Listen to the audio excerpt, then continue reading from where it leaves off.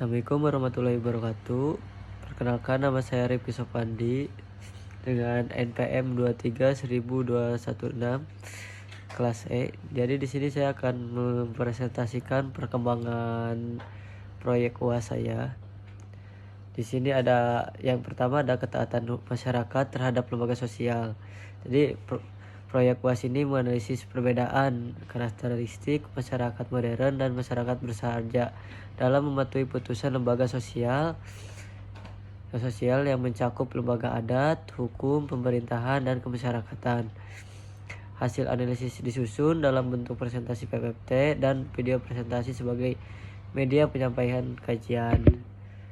Terus untuk tingkat kemajuan proyek, di sini 90% analisis artikel hampir selesai. Terus untuk penyusunan PPT-nya 80% terhadap penyempurnaan.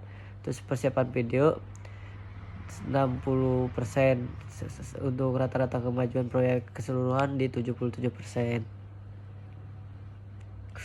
Terus untuk analisis artikel, capaian 90%. Kegiatan yang telah diselesaikan, identifikasi tema dan fokus permasalahan artikel.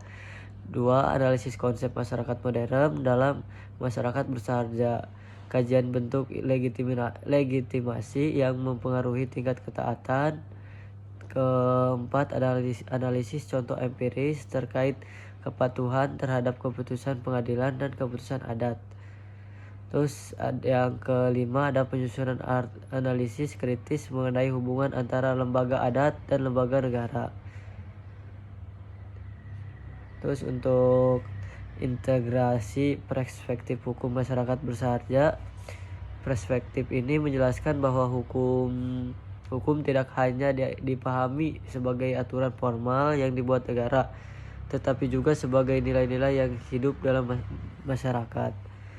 Jadi legitimasi hukum bersahaja, hukum memperoleh legitimasi di tradisi masyarakat dan kesepakatan sosial yang berkembang secara turun-temurun.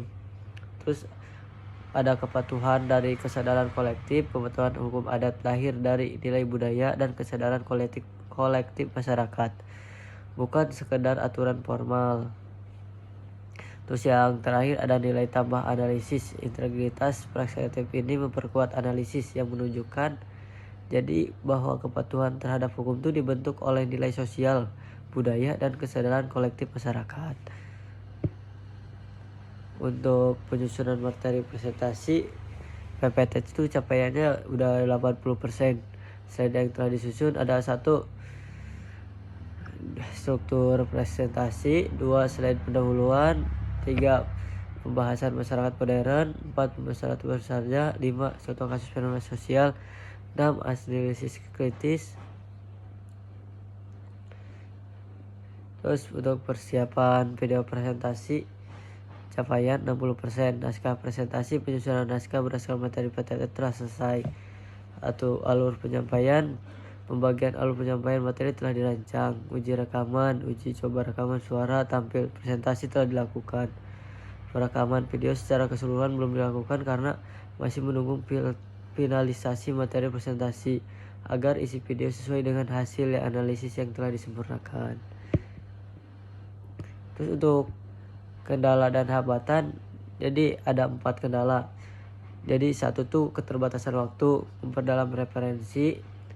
Terus yang kedua, ada penyesuaian materi dengan teori antropologi hukum. Terus yang ketiga tuh penyusunan PPT seimbang dengan akademik atau visual.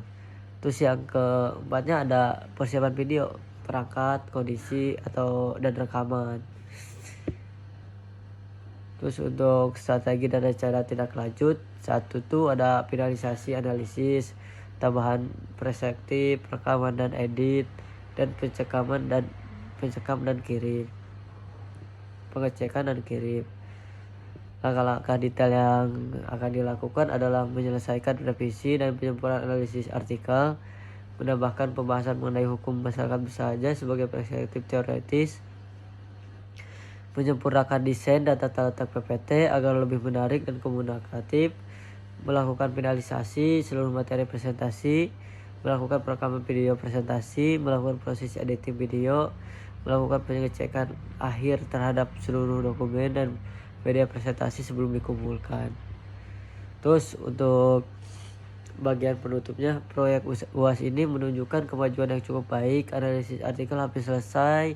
Terus PPT dalam tahapan penyempurnaan dan persiapan video telah dilakukan. Kepatuhan terhadap hukum tidak hanya dibentuk oleh aturan formal, tetapi juga oleh nilai sosial, budaya, dan kesadaran kolektif masyarakat.